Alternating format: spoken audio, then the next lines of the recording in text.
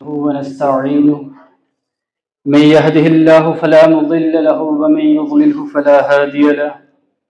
وأشهد أن لا إله إلا الله وأن محمدا عبده ورسوله أما بعد فأعوذ بالله من الشيطان الرجيم وما آتاكم الرسول فخذوه وما نهاكم عنه فانتهوا واتقوا الله ان اللہ شدید العقاب۔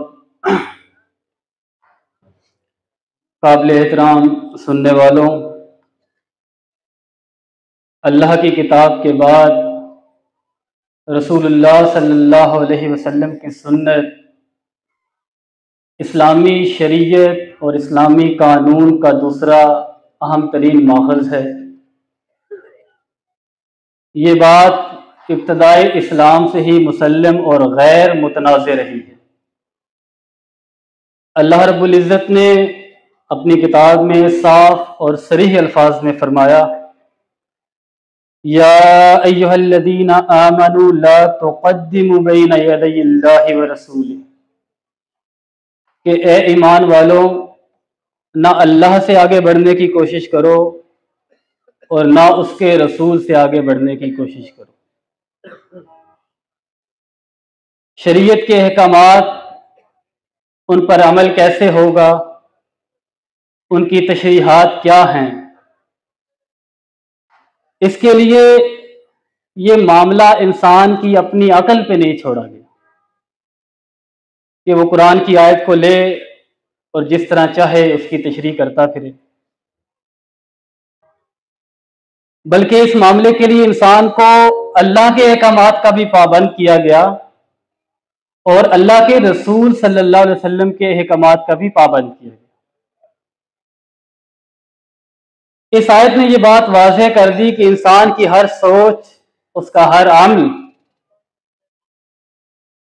اللہ کے نازل کردہ احکامات اور اس کے رسول کے بتائے ہوئے طریقے کے مطابق ہوگا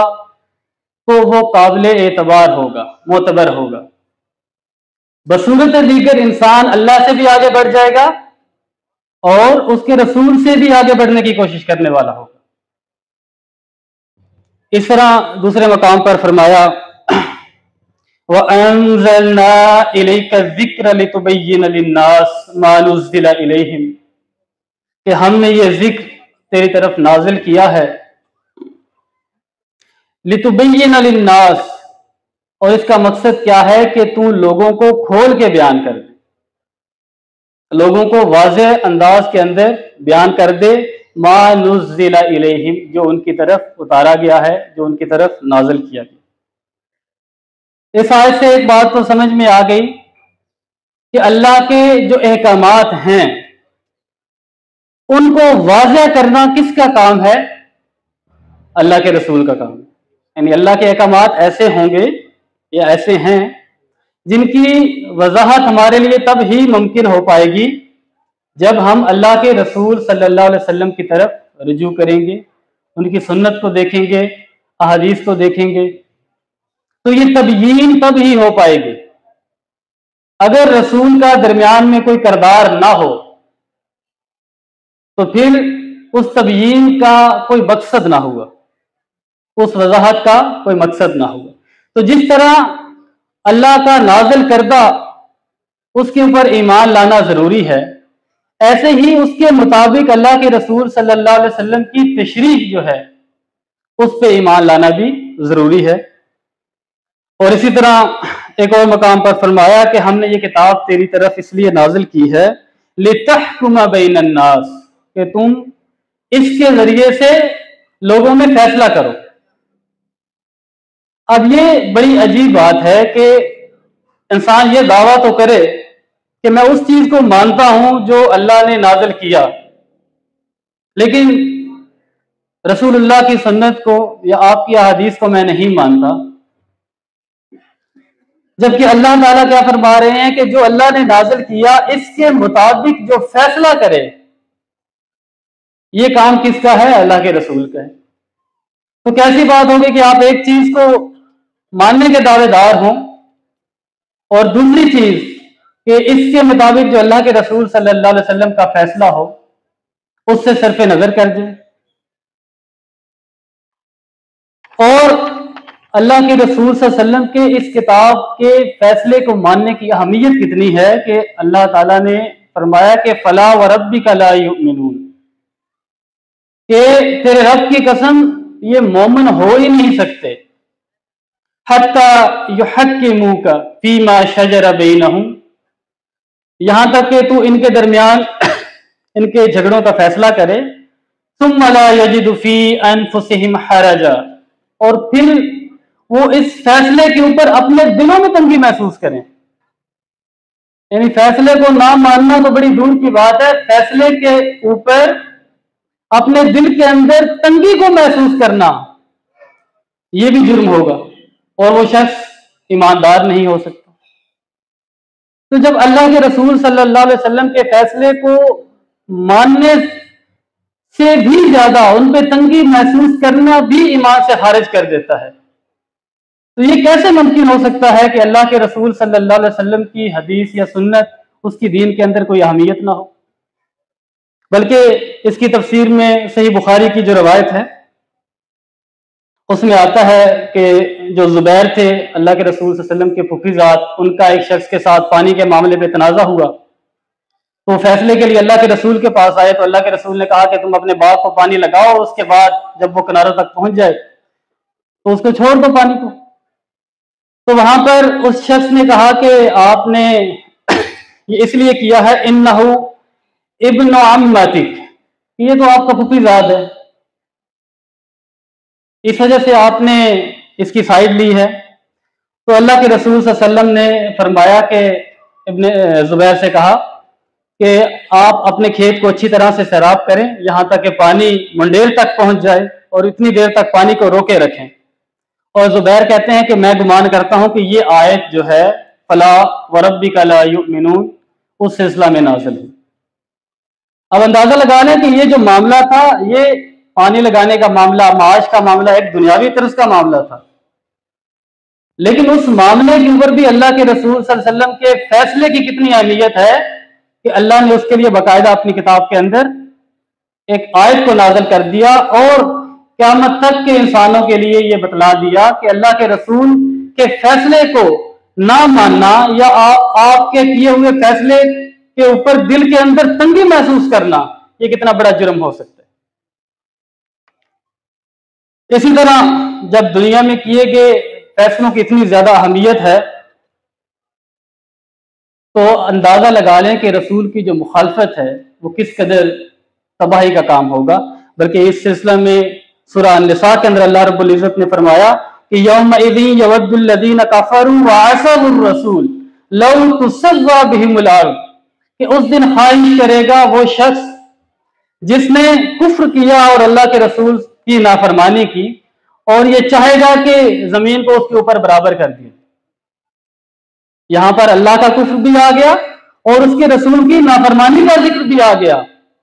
اور اس چیز کے اوپر حسرت کا اظہار کرے گا، اور دوسرے مقام پر اس کو مزید واضح کیا وَيَوْمَ يَعُضُّ الظَّالِمُ عَلَىٰ يَدَيْهِ، کہ اس دن ظالم اپنے ہاتھوں کو کاٹے گا، يَقُولُ يَا لَيْتَنِي اتَّخَذْتُ مَعَ الرَّسُولِ سَبِيلًا، اور کہے گا کہ کاش میں نے رسول کے ساتھ راستہ اختیار کیا ہو۔ تو رسول کا راستہ ایسا راستہ نہیں ہے کہ آپ کی مرضی ہو تو اس راستے کے اوپر چلنا شروع کر دے اور مرضی ہو تو اس راستے سے اتر جائیں، بلکہ رسول کا راستہ نہ اپنانے والا کل کو اللہ کی بارگاہ کے اندر افسوس کا اظہار کر رہا ہوگا، اپنے ہاتھوں کو کاٹ رہا ہوگا، اور قرآن اسے ظالم کہہ رہا ہے کہ ایسا شخص کون ہوگا؟ ظالم ہوگا جس نے رسول کا راستہ نہ اپنایا ہو۔ تو اگر اللہ کے رسول صلی اللہ علیہ وسلم کے راستے کی، آپ کے طریقہ کی، آپ کے سنت کی اہمیت نہ ہوتی تو قرآن کتنے ہی مقامات کے اوپر اس چیز کا تذکرہ کرتا ہے، وہ ساری چیزیں بے معنی رہ جاتی ہیں، بے مقصد رہ جائیں گی۔ ہرگز ایسا نہیں ہے، بلکہ اللہ رب العزت یہ واضح کرتے ہیں انسانیت کے اوپر کہ جو اللہ کے احکامات ہیں ان کی جو تشریح معتبر ہے وہ اللہ کے رسول صلی اللہ علیہ وسلم کے ذریعے سے ہوگی، اس میں انسان کی اپنی عقل اور اس کی رائے، اس کو کوئی اختیار نہیں۔ اور اللہ کے رسول صلی اللہ علیہ وسلم کے اصحاب نے بھی اس چیز کو اسی انداز میں لیا ہے۔ ایک مشہور روایت ہے جو آپ نے اکثر سنی بھی ہوگی کہ ابن مسعود رضی اللہ تعالیٰ عنہ نے گودنے والی، گدوانے والی اور رخساروں کے بال نوچنے والی، دانتوں کو کشادہ کرنے والی عورتوں کے حوالے سے کہا کہ ان پر اللہ نے لعنت کی ہے۔ تو بنی اسد کی ایک عورت آ گئی اور کہا کہ میرے تک یہ بات پہنچی ہے انک لعنت کیت وکیت، کہ آپ ایسی ایسی عورتوں کے اوپر لعنت کرتے ہیں۔ تو ابن مسعود کہتے ہیں کہ میں ایسی عورتوں کے اوپر لعنت کیوں نہ کروں جن پر کتاب اللہ میں لعنت کی گئی۔ تو وہ کہتی ہے کہ میں نے تو پوری کی پوری اللہ کی کتاب پڑھ لی ہے، لیکن مجھے تو کوئی ایسی آیت نہیں ملی جس میں ایسا کوئی ذکر ہو۔ تو ابن مسعود کہتے ہیں کہ اگر تم نے اللہ کی کتاب کو پڑھا ہے تو تمہیں یہ ملے گا کہ وَمَا آتَاكُمُ الرَّسُولُ فَخُذُوهُ وَمَا نَهَاكُمْ عَنْهُ فَانْتَهُوا، کہ جو اللہ کا رسول تمہیں دے دے اس سے لے لو، اور جس سے روک دے اس سے باز آ جاؤ، اس سے رک جاؤ۔ تو ابن مسعود رضی اللہ تعالیٰ عنہ نے یہ بتلایا کہ جو اللہ کے رسول نے حکم دیا گویا وہ کتاب اللہ کا حکم ہے، وہ اللہ کا حکم ہے۔ اب اللہ کی کتاب کے اندر یہ لعنت کا ذکر نہیں تھا، لیکن انہوں نے صریح الفاظ میں کہا کہ یہ لعنت کہاں پر پائی جاتی ہے؟ کتاب اللہ میں پائی جاتی ہے۔ اور یہاں تک تو اکثر ہم نے سنا ہے، لیکن اس سے آگے کا جو جملہ ہے وہ بڑی توجہ کا حامل ہے کہ وہ عورت کہتی ہے کہ میں پھر آپ کے گھر جا کر دیکھتی ہوں کہ آپ کی جو بیوی ہے وہ کیا کرتی ہے۔ تو گھر گئی ہیں اور گھر سے واپس آنے کے بعد ابن مسعود سے کہتی ہیں کہ میں نے ایسا ان میں کچھ نہیں دیکھا۔ تو ابن مسعود وہاں پر کہتے ہیں کہ لو کانت کذالک ما جامعتھا، کہ اگر ایسا ہوتا تو وہ میرے ساتھ نہ ہوتے۔ یعنی ان کے نزدیک اللہ کے رسول کی بات کی اہمیت کتنی تھی کہ اس عمل کے اوپر بھی وہ کیا کہہ رہے ہیں، یہ عمل کرنا گناہ کا ہی کام تھا نا، اس عمل کے اوپر بھی وہ کیا کہہ رہے ہیں کہ اگر اللہ کے رسول کی نافرمانی اس عمل کے اندر بھی کی ہوتی تو وہ میرے ساتھ نہ ہوتی۔ اسی طرح عامر الشعبی جو تابعی ہیں وہ کہتے ہیں کہ عمر بن خطاب رضی اللہ تعالیٰ عنہ نے قاضی شرح اس کو لکھا کہ اذا وجدت شیئا فی کتاب اللہ فاقض به ولا تلتفت الی غیرہ، کہ جب تمہیں فیصلہ کرنا ہو تو تم اللہ کی کتاب کی طرف رجوع کرو، اس میں دیکھو اس چیز کو، اور اس کے علاوہ کسی اور کی طرف التفات نہ کرو۔ وَإِذَا أَتَى شَيْءٌ لَيْسَ فِي كِتَابِ اللَّهِ وَلَيْسَ فِي سُنَّةِ رَسُولِ اللَّهِ، اور اگر تمہارے پاس کوئی ایسا معاملہ آ جائے جو اللہ کی کتاب میں نہ ہو اور اللہ کے رسول کی سنت میں بھی نہ ہو، وَلَمْ يَقُلْ فِي أَحَدٌ قَبْلَكَ، اور اس تم سے پہلے لوگوں میں کسی نے ایسی بات نہ کی ہو، یہاں ان کا اشارہ صحابہ کی طرف ہے، یعنی صحابہ کا بھی اس کے اوپر ایسا کوئی عمل نہ ملتا ہو۔ فَإِن شِئْتَ أَن تَجْتَهِدَ رَأْيَكَ فَتَقَدَّمْ، تو تمہارے پاس اختیار ہے کہ اگر تم چاہو تو اپنی رائے سے فیصلہ کرو، اپنی رائے کو مقدم کر لو، یعنی جو اللہ کی کتاب میں بھی معاملہ نہ مل رہا ہو، اللہ کے رسول کی سنت میں بھی معاملہ نہ مل رہا ہو، تو پھر تمہارے پاس اختیار ہے کہ تم اپنی رائے کو سامنے لاؤ۔ وَإِن شِئْتَ أَن تَتَأَخَّرْ فَتَأَخَّرْ، اور اگر تم چاہو تو اپنی رائے کو مؤخر کر دو۔ رائے کو مؤخر کرنا کیا ہوگا؟ وہاں پر خاموش ہو جاؤ، سکوت کا اظہار کرو۔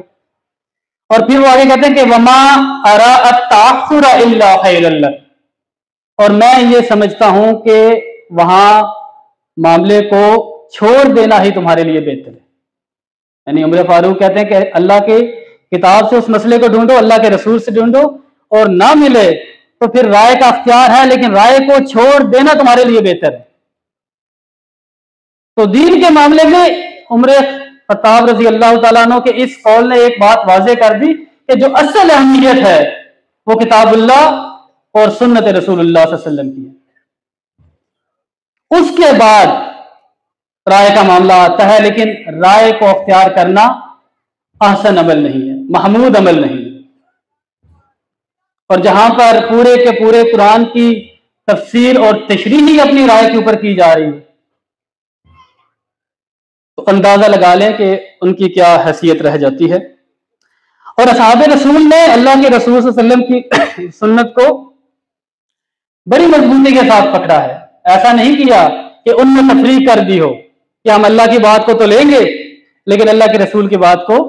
हम नहीं लेंगे,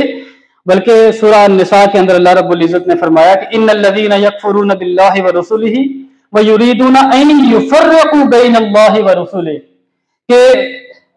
जिन लोगों ने कुफ्र किया अल्लाह और उसके रसूल का और वो चाहते हैं कि वो तफरीक करें अल्लाह और उसके रसूलों में। अब अल्लाह और उसके रसूलों में तफरीक क्या हो सकती है?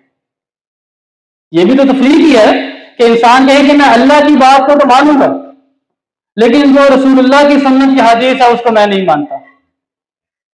तो हकीकत ये है कि उसने अल्लाह की बात को भी नहीं माना। अगर उसने अल्लाह की बात को माना होता तो अल्लाह की किताब कह रही है कि रसूल जो दे उसे ले लो और जिस चीज से तुम्हें रोक दे उससे रुक जाओ। और इसी चीज को अबू बकर सिद्दीक रजी अल्लाह तआला अन्हु ने किस तरह लिया कि उनके सामने एक मामला आया, फातिमा रजी अल्लाह तआला अन्हा आई जो खुम्स का मामला था उसके ऊपर, और उन्होंने सवाल किया तो अबू बकर सिद्दीक कहते हैं कि लस्तु तारिकन शैयन कान रसूलुल्लाह यअमलु बिही इल्ला अमिलतु बिही, कि मैं उस चीज को नहीं छोड़ सकता, मैं उस अमल को नहीं छोड़ सकता जिस अमल को अल्लाह के रसूल सल्लल्लाहु अलैहि वसल्लम ने किया है, अख्तियार किया है। फ़इन्नी अख्शा इन तरक्तु शैयन मिन अम्रिही अन अज़िया, और मुझे खदशा है कि मैं आपके हुक्म में से अगर कोई चीज तर्क कर दूं तो मैं सीधे रास्ते से भटक जाऊं। यानी उन्होंने भी अल्लाह के रसूल की सुन्नत को अख्तियारी मामला नहीं समझा, बल्कि कहा कि अगर मैं छोड़ दूं अल्लाह के रसूल की सुन्नत को तो मुझे इस चीज का डर है कि मैं कहीं सीधे रास्ते से भटक ना जाऊं। लेकिन हर दौर के अंदर ऐसे लोग मौजूद रहे हैं, ऐसे अनासर मौजूद रहे हैं जिन्होंने किताबुल्लाह की तशरीह, उसके अंदर अल्लाह और उसके रसूल अल्लाह के रसूल सल्लल्लाहु अलैहि वसल्लम के कौलो फेल को लेने से इनकार किया है, अपनी अकल को सामने लाए हैं, बातिल तावीलात का सहारा लिया है, और बुनियादी मकसद यही रहा है कि इस्लामी कानून और शरीयत में से सुन्नत रसूल को किसी तरह से निकाल दिया जाए, क्योंकि जब इसको निकाल देंगे तो फिर कुरान हमारे सामने होगा और इसकी जिस तरह चाहे हम तावीलात करते फिरें वो हमारे लिए खुला मैदान होगा। और इस्लामी तारीख से मालूम ये होता है कि ये कोई आज की बात नहीं है, बल्कि इसकी इब्तदा पहली सदी हिजरी के निस्फ में ही होगी। यानी हदीस को ना मानना, उसका इनकार करना, उसको इस्लामी कानून से निकालना, इसकी कोशिशें पहली सदी के निस्फ से ही शुरू हो गई थी। यहां तक कि हसन बसरी कहते हैं कि एक दफा इमरान बिन हुसैन रजी अल्लाह तआला अन्हु हमारे दरमियान बैठे थे और एक शख्स आया, उसने कहा, वो हदीसें सुना रहे थे, इमरान बिन हुसैन अल्लाह के रसूल की बातें सुना रहे थे, तो वो शख्स कहता है कि हद्दिसना बिल कुरान, कि आप हमारे साथ कुरान से बात करें, कुरान की बात करें हमारे साथ। तो वो वहां पर कहते हैं कि तुम कुरान में ये तो पढ़ते हो कि अकीमुस्सला व आतुज़ ज़का, सलाह कायम करो, ज़कात अदा करो, लेकिन क्या तुम मुझे बता सकते हो कि तुम पहचानते हो कि सलाह के मवाक़ीत क्या हैं, उसके कितने रुकुआत हैं, कितनी रकात हैं, कितने सजूद हैं, क्या हदूद हैं, और इस तरह क्या तुम मुझे बता सकते हो कि ज़कात का तो जिक्र है लेकिन सोने पे ज़कात क्या होगी, जानवरों पे ज़कात क्या होगी, माल के ऊपर ज़कात क्या होगी। अब उस शख्स के पास इस चीज का कोई जवाब नहीं था। तो इमरान बिन हुसैन ने उसको फिर अहकामात बतलाए, और उसके बाद वो शख्स कहता है कि यही तनी, आपने तो मुझे जिंदा कर दिया, अल्लाह, अल्लाह आपको जिंदा रखे, कि आपने ये बात करके मेरे अंदर जिंदगी डाल दी है। और उसके बाद हसन बसरी कहते हैं कि वो शख्स मुसलमानों के फुकहा में शुमार होता था, यानी ऐसा अल्लाह के रसूल सल्लल्लाहु अलैहि वसल्लम की सुन्नत के साथ चिमटा कि उसका शुमार मुसलमानों के फुकहा में हुआ। यही जो वाक़या इमरान बिन हुसैन के इसकी एक और तरीक में आ रहा है, तो इस शख्स ने कहा कि ला तुहद्दिसूना इल्ला बिल कुरान, कि हमसे कुरान के अलावा कोई बात ना करें। तो उन्होंने फिर ये कहा, और साथ ही उन्होंने कहा कि अगर तुम छोड़ दोगे अल्लाह के रसूल की बात को, अल्लाह का विल्लुन्ना, तो तुम गुमराह हो जाओगे।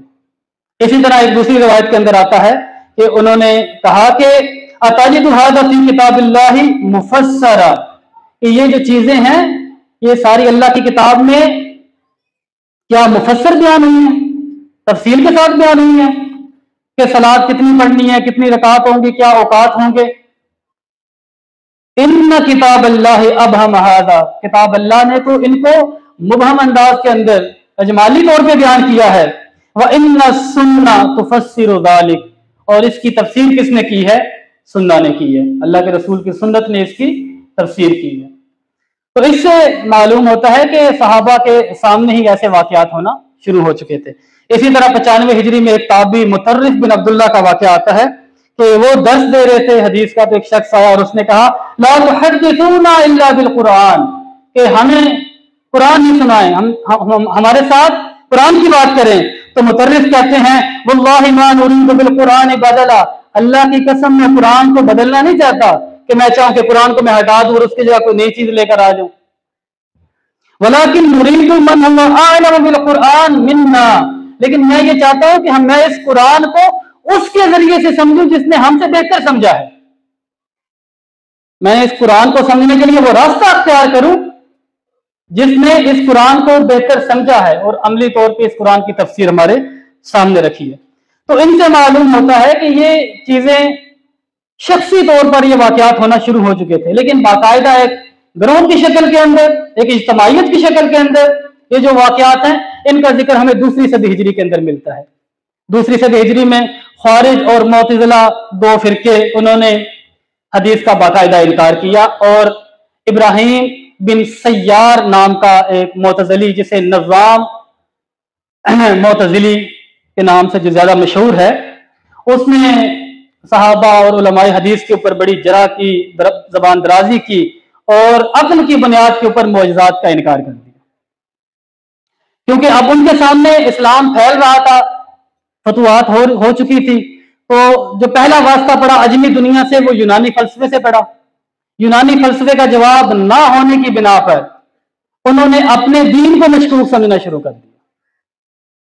और फिर उन्होंने अल्लाह के रसूल की सुन्नत को दरमियान से निकाला और कुरान की मनमानी तावीलात शुरू कर दी। इसी तरह दूसरा गिरोह खारिज का था, जिसने सहाबा को वाक़े तहकीम के बाद काफिर करार दे दिया था, जो वाक़े में सहाबा शामिल थे उनको। अब उनको भी अपने इस अनारकी को फैलाने के लिए, इन मुतशद्दिद नजरियात को फैलाने के लिए कोई चीज चाहिए थी, तो उस राह के अंदर अल्लाह के रसूल सल्लल्लाहु अलैहि वसल्लम की सुन्नत आड़े आ रही थी, तो उन्होंने उसको वहां से निकाल दिया। तो आपने ये चीज ध्यान में रखनी है कि जब भी हदीस का इनकार होगा उसके पीछे बहुत कुछ होगा,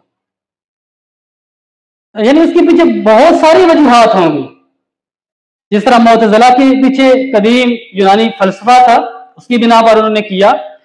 खारजियों के लिए क्या था कि जो वो अनारकी फैलाना चाह रहे थे वो फैला नहीं सकते थे रसूलुल्लाह सल्लल्लाहु अलैहि वसल्लम के अहकामात के सामने होते हुए, तो उन्होंने उसका इनकार कर दिया और कुरान की मनमानी तावीलात करके एक ऐसा दीन पेश किया जिसके अंदर अल्लाह के रसूल सल्लल्लाहु अलैहि वसल्लम और उनकी सुन्नत की कोई हैसियत ना थी, लेकिन फिर भी उसके ऊपर लेबल जो था वो इस्लाम का चस्पा था। लेकिन उसके बाद कई सदियों तक ये फितना इतना ज्यादा मौसर नहीं रहा,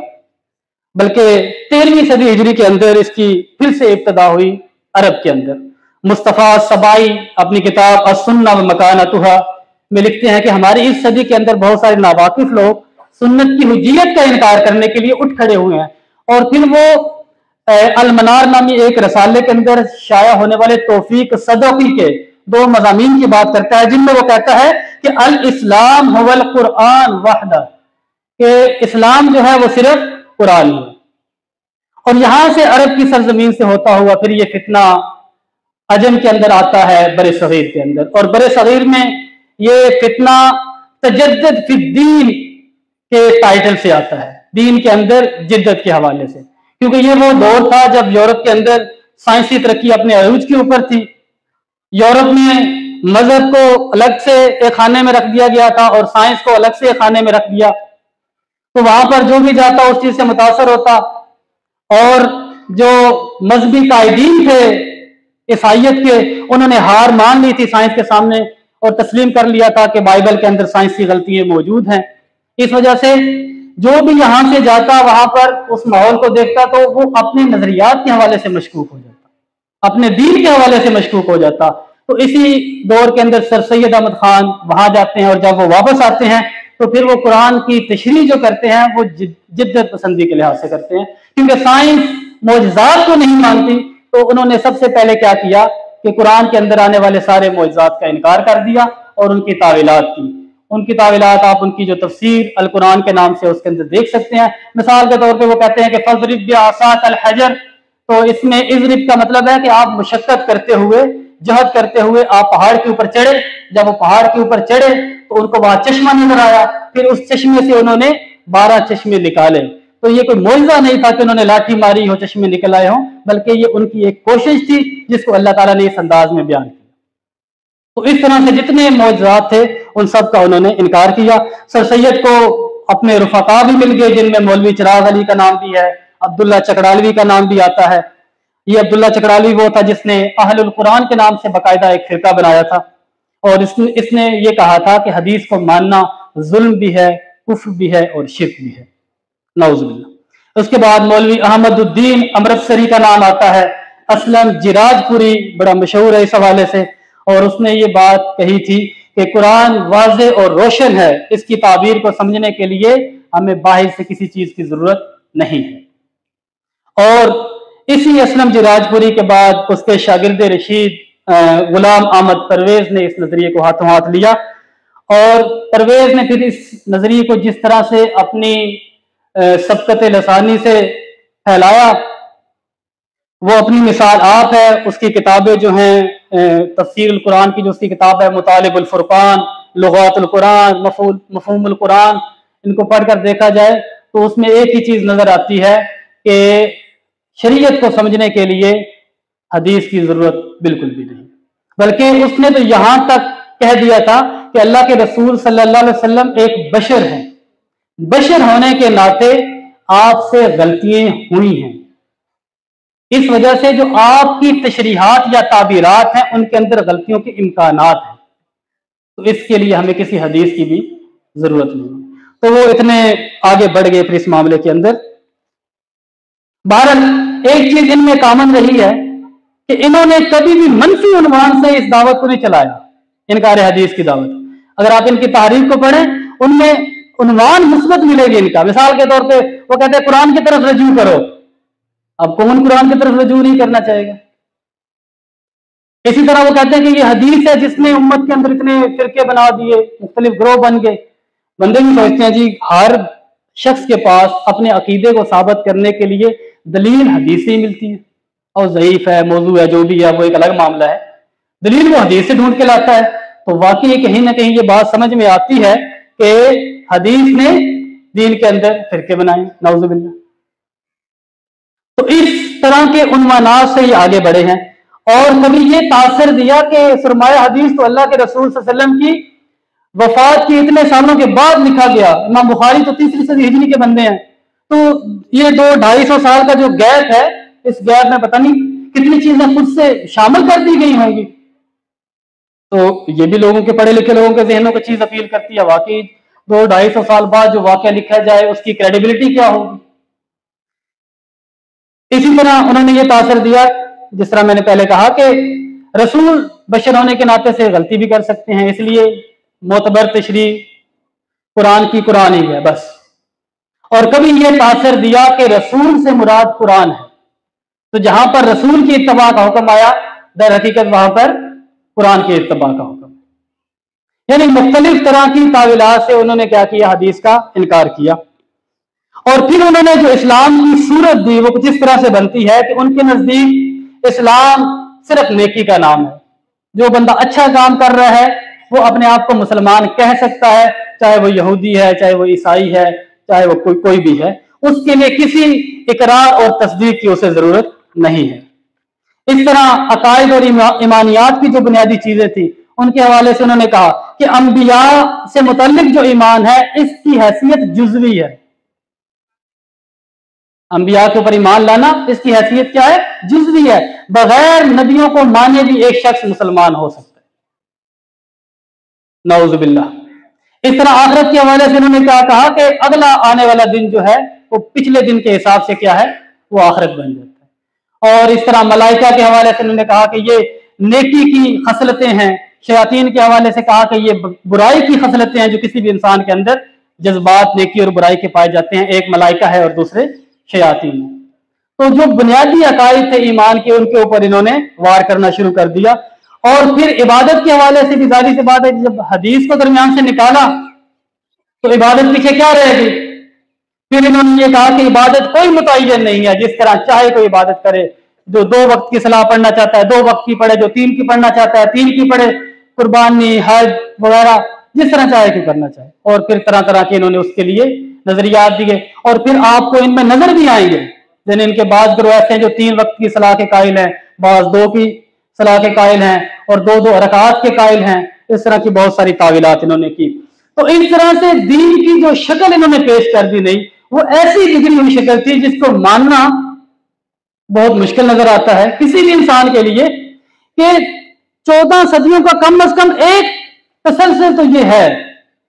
यानी एक सवाल कम से कम ये किया जाए कि सलाह का मसला जो है 14 सदियों में जितने भी गिरोह रहे हैं, जितने भी फिरके रहे हैं, उन्होंने सलाह को पढ़ा है, इसको कायम किया है। अगरचे उनके नजरियात गलत थे, कुफ्र और शिर्क थी उनके अंदर, जो भी मामला रहा है और आज तक ऐसा होता रहा है। तो ये एक तारीखी तसलसल है। क्या आप ये बतला सकते हैं कि इन किस साल में सलाह शुरू करने का काम धरा गया? यानी कोई तो दलील होगी ना आपके पास, जी अल्लाह के रसूल की जिंदगी में नमाज सलाह नहीं थी, उसके बाद 200 सालों तक नहीं थी, 400 सालों तक नहीं थी, 5वें साल 500 साल में या 600 साल में सलाह को घड़ा गया और उसके बाद ये आगे फैली। कोई एक चीज तो ऐसी आप दिखा सकते हैं। तो बहरहाल उन्होंने दीन की ऐसी शक्ल पेश कर दी जिसको मानना एक ऐसे बंदे को जो कुरान और सुन्नत से तमस्सुक रखता है उसके लिए मुमकिन ही ना रहा। बहरहाल ये जितने भी लोग थे जिनका तज़किरा किया है, इनमें एक चीज कामन थी, इन्होंने हदीस का कुल्ली तौर पे इनकार किया। हाँ, जहां अपने मतलब की कोई बात नजर आती थी उन्हें, जिस बात का तल्लुक इखलाकियात के साथ होता या दीगर माशरती मसाइल के साथ होता, तो उसको मर्जी के मुताबिक ले लिया करते थे। लेकिन आज जदीद दौर में इतने इल्मी तवारस के बाद जिस शिद्दत के साथ ये इस सदी के अंदर इसने वार किया है, ये बहुत खतरनाक वार है कि अब वो खत्म हो गए लोग जिन्होंने कहा कि हदीस की कोई जरूरत नहीं है। अब ऐसे लोगों ने जन्म लिया जिन्होंने कहा जी हम हदीस को मानते हैं, हमारी किताबों को उठाकर देख लो वहां हदीसें लिखी गई हैं। लेकिन उन्होंने हदीसों की इस तरह से ताबीरात की हैं, इस तरह से हुलिया बिगाड़ने की कोशिश की है कि इंसानी अकल जो है वो हैरान रह जाती है। और जो लोग किताबुल्लाह से नहीं चिमटते, अल्लाह के रसूल की सुन्नत को नहीं पढ़ने की कोशिश करते, वो इस फितने के अंदर अक्सर आ जाते हैं। और इसी फितने को उठाने में और आगे फैलाने में इस असर हाजिर में गामदी और उसके मकतबा फिक्र लोगों का बहुत ज्यादा किरदार है। यानी आप कहीं पर भी उनकी जुबान से ये नहीं सुनेंगे कि हम हदीस का इनकार करते हैं, बल्कि जब आप कहेंगे तो वो कहेंगे मेरी किताब मिजान उठाकर देख लो, मेरी किताब बुरहान उठाकर देख लो, मेरी फलां किताब उठाकर देख लो, उसमें हदीसें मिलेंगी आपको। मैं तो कभी भी हदीस का इनकार नहीं करता। लेकिन अब उन्होंने हदीस के ऊपर वार किस अंदाज में किया है, चंद चीजें आपके सामने रखता हूं। मिसाल के तौर पर पहली बात जो वो कहते हैं कि जो हदीस या खबर वाहिद है ये किसी भी अकीदे और अमल के अंदर इजाफा नहीं कर सकती। ये इसकी हैसियत फिर क्या रह जाती है, एक इंफॉर्मेशन की रह जाती है, एक मालूमात की रह जाती है। आपके पास एक चीज आई, आपने उसको ले लिया, सुन लिया, बस। ना उस पर आप कोई अकीदा बना सकते हैं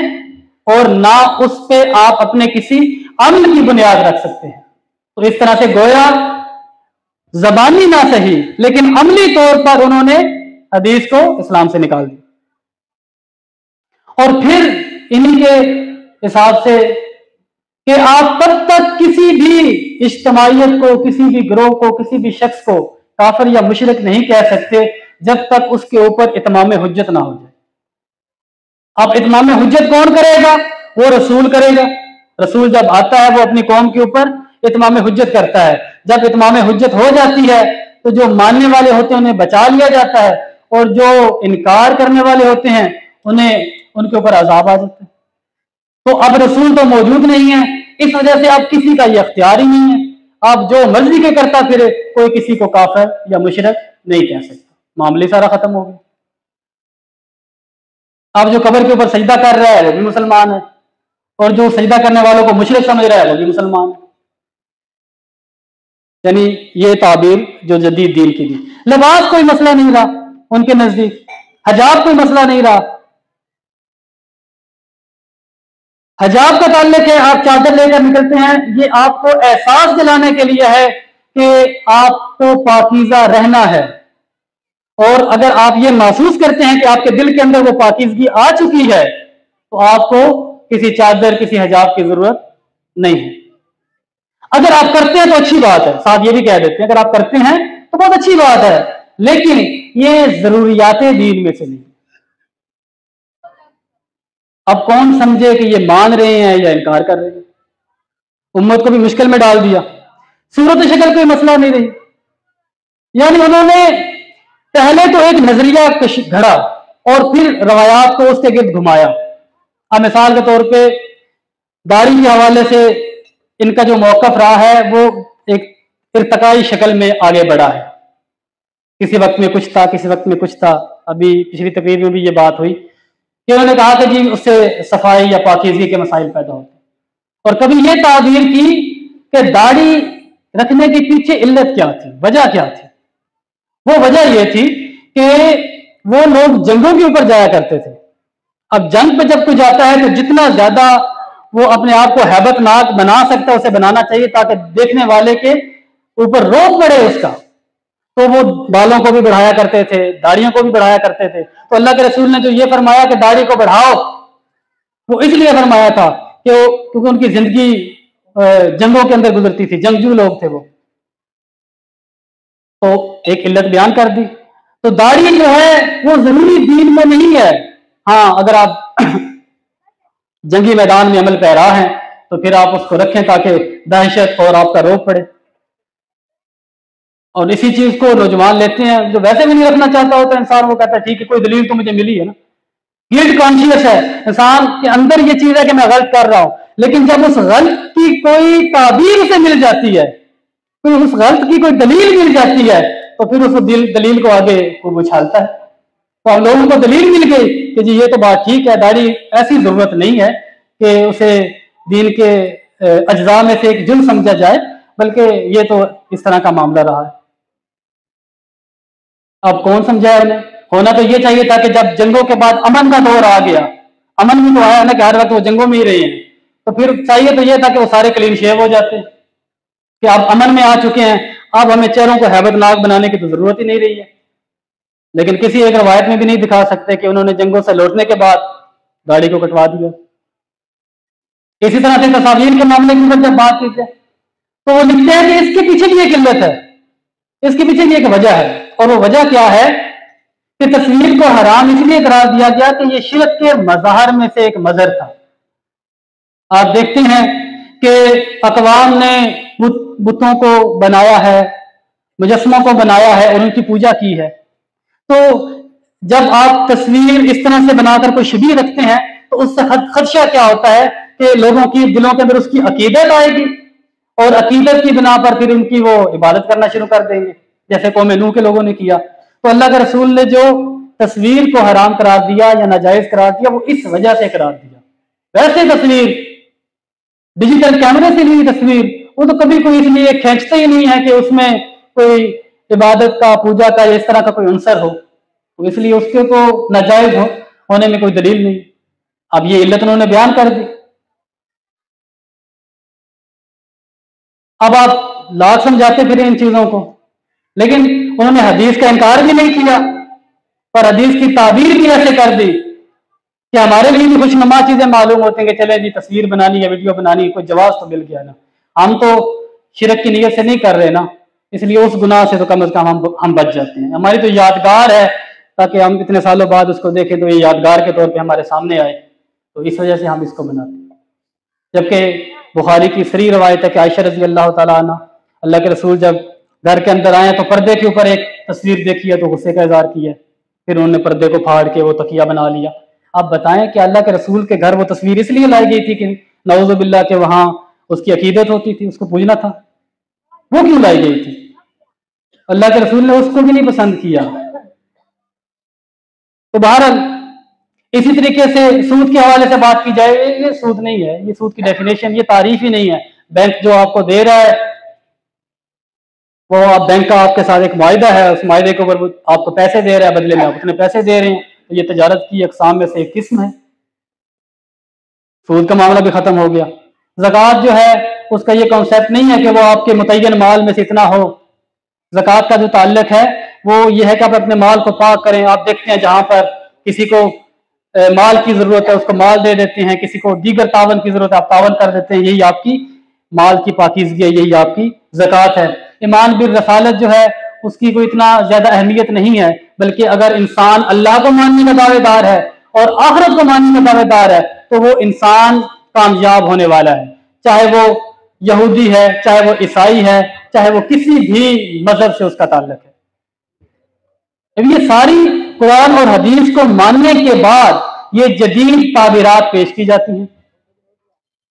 آپ انہیں آپ لات کہتے پھریں کہ آپ حدیثوں کا انکار کر رہے ہیں، وہ کبھی بھی اس چیز کو نہیں مانیں گے، تو کہتے ہیں کہ ہم تو حدیث کو پیش کرتے ہیں۔ ہاں، حدیث کا جو مفہوم ہم بیان کرتے ہیں یہ آپ کے مفہوم سے تھوڑا الگ ہے، تو یہاں فہم کا فرق آ گیا،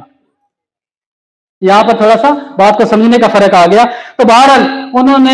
دین کی شکل ایسے بنا دی ہے جیسے کوئی سیال مایا ہو کہ جس برتن میں آپ ڈالیں اس برتن میں وہ ڈلتا چلا جائے، دین کی کوئی حدود ہی نہ رہے۔